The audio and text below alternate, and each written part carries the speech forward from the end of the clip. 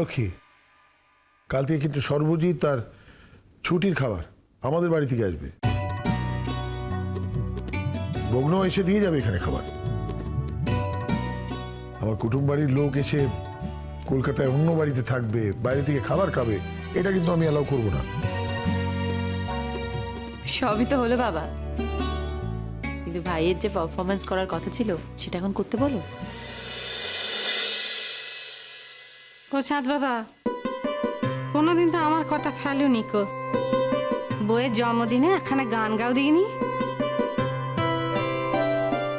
সে গান শোনাতে বলছো শোনাতে পারি, কিন্তু কারোর জন্মদিন বলে পারবো না। ভাঙবে তবু মচকাবে না। ঠিক আছে ঠিক আছে, তাই না হয় হলো। আমরা শুনতে চাইছি, এখানে গান শুনে দাও আমাকে।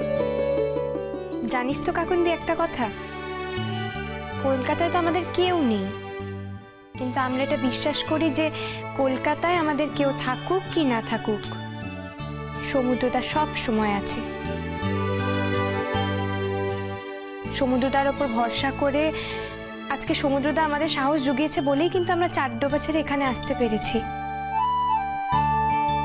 শুধু কি তাই, আমার অডিশনের ফর্মও তো এনে দিয়েছে সমুদ্রদা। অডিশনের ফর্ম কেন, এখানে থাকা থেকে শুরু করে সব কিছু সমুদ্রদা। আমাদের সমুদ্রদা ছাড়া আপনজন বলতে কেউ নেই। আচ্ছা, তাহলে কি এখানে কথাই হবে? মানে গানটা তাহলে শোনাবো না, তাই তো? আচ্ছা সরি সমুদ্রদা, সরি।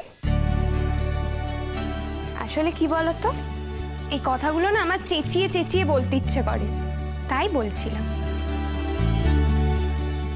ঠিক আছে, এবার সমুদ্রদা গান গাইবে।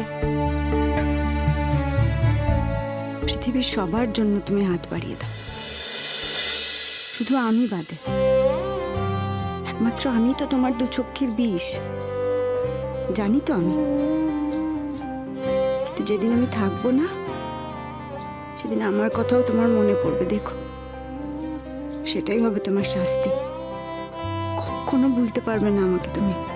তুমি গান করো। হ্যাঁ, চলো সমুদ্রদা।